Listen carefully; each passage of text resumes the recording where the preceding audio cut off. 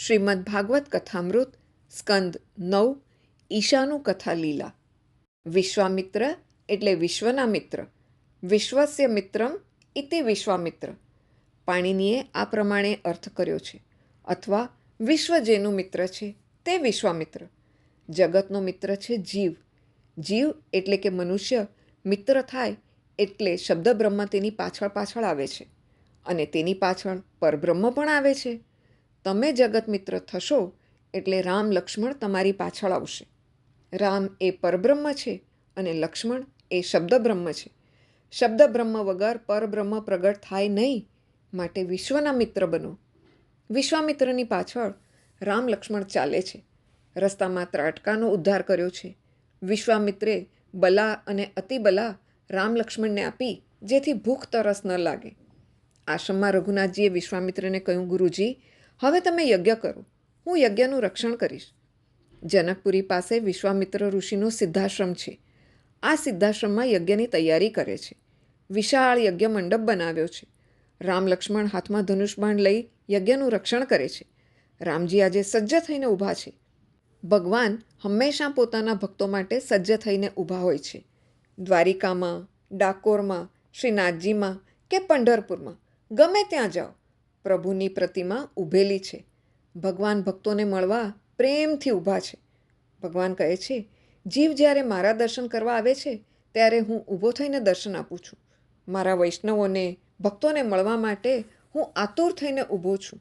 હું ઊભો રહી ભક્તોની પ્રતીક્ષા કરું છું કે મારાથી વિખૂટો પડેલો જીવ ક્યારે મને મળવા આવે.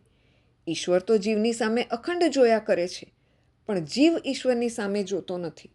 રામ તો જીવને અપનાવવા તૈયાર છે, પણ આ અભાગ્યો તેને ક્યાં મળવા માટે આતુર થાય છે. શ્રીરામ અજાનબાહુ છે. તેમના બંને હાથ ઘૂંટણ સુધી પહોંચે છે.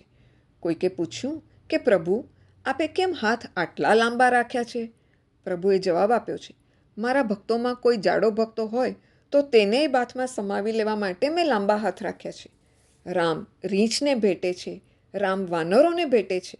રામજી સર્વ ઉપર પ્રેમ રાખે છે. રામજી હંમેશા ધનુષબાણ સાથે રાખે છે. ધનુષબાણ વગર રામના દર્શન કોઈ ઠેકાણે નથી.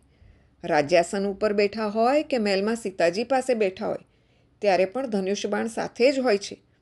ઉપનિષદમાં ધનુષ્યને ઓમકારની ઉપમા આપી છે. ઓમકાર એટલે જ્ઞાન.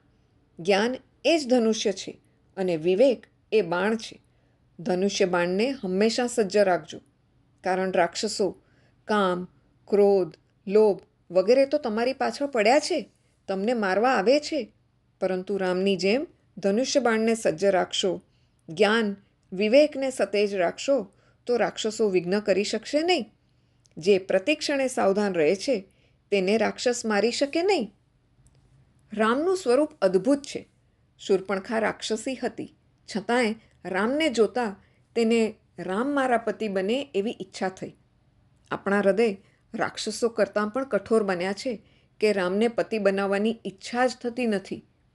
વિશ્વામિત્ર યજ્ઞ કરે છે અને યજ્ઞના ચારેય દરવાજે રામ લક્ષ્મણ પહેરો ભરે છે. રાક્ષસો જે દરવાજે જાય એ દરવાજે તેઓને રામ લક્ષ્મણ દેખાય છે. વિશ્વામિત્ર આમ તો યજ્ઞમાં આહુતિ આપે છે, પણ નિહાળે છે રામ લક્ષ્મણને. યજ્ઞ કરવા બેઠા છે અને નજર રામચંદ્રજી ઉપર છે. શ્રુતિ વર્ણન કરે છે, અગ્નિ એ ઠાકોરજીનું મુખ છે. અગ્નિ મુખથી પરમાત્મા આરોગે છે. અગ્નિની જ્વાળા એ ઠાકોરજીની જીભ છે.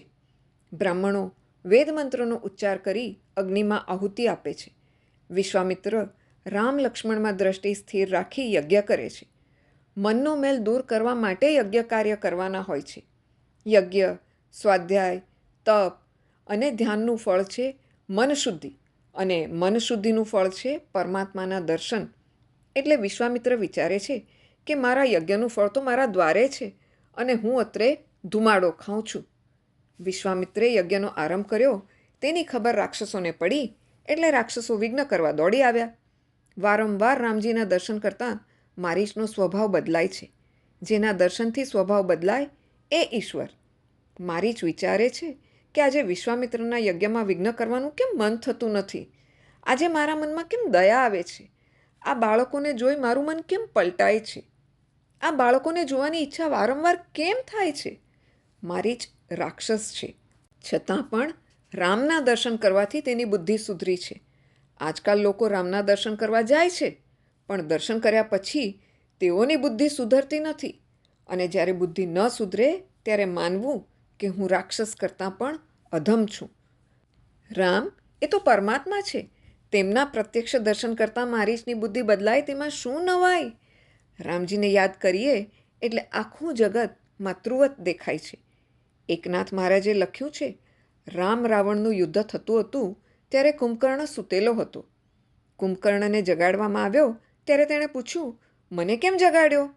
રાવણે કહ્યું, જાનકી માટે યુદ્ધ થાય છે એટલે જગાડ્યો. કુંભકર્ણ પૂછે છે, તારી ઈચ્છા પૂરી થઈ કે કેમ? રાવણ કહે, ના. કુંભકર્ણએ રાવણને સલાહ આપી, તું માયાવી રૂપ ધારણ કરી રામનું રૂપ ધારણ કરી સીતાજી પાસે જા. તે રામ આવ્યા છે એમ માનશે અને છેતરાઈને તમને વશ થશે. ત્યારે રાવણ કહે છે, આ રામમાં કંઈ જાદુ જેવું લાગે છે. હું રામનું સ્વરૂપ ધરવા જ્યાં તેમના સ્વરૂપનું ચિંતન કરું છું ત્યાં મારું મન બદલાઈ જાય છે. જ્યારે હું માયાવી રીતે રામનું સ્વરૂપ ધારણ કરું છું ત્યારે સીતાજી મને માતા રૂપે દેખાય છે. મારા મનમાં કામ પણ રહેતો નથી. કુંભકર્ણ બોલ્યો, રામનું માયાવી રૂપ ધારણ કરવાથી તારા જેવા પર એનો આટલો પ્રભાવ પડે છે, તો પછી એના અસલ સ્વરૂપનો કેવો પ્રભાવ આવશે? ખરેખર રામ એ ઈશ્વર છે, જેના સ્મરણથી તું નિષ્કામ બને છે. તું રામ સાથે વેર કર નહીં, તું મૂર્ખ છે, હું તને મદદ નહીં કરું. ત્યારે રાવણે કહ્યું, રામ સાથે મારી વિરોધ ભક્તિ છે. હું એકલો ભજન કરું તો મારા એકલાનું કલ્યાણ થાય, પણ વિરોધ કરું તો મારા વંશનું કલ્યાણ થશે. આ રાક્ષસો તામસી છે. તેઓ ધ્યાન, જપ, તપ વગેરે કરી શકશે નહીં. રામજી સાથે વેર થશે, યુદ્ધ થશે, તો જ તેઓને રામના દર્શન થશે. તેઓ રામના દર્શન કરશે તો તેમનું કલ્યાણ થશે. મેં આપણા વંશનું કલ્યાણ કરવા માટે જ રામ સાથે વેર કર્યું છે. વિશ્વામિત્રની જેમ તમે પણ યજ્ઞ કરવા બેસો ત્યારે દરેક દ્વાર ઉપર રામ લક્ષ્મણને પધરાવજો. કૃષ્ણાર્પણ.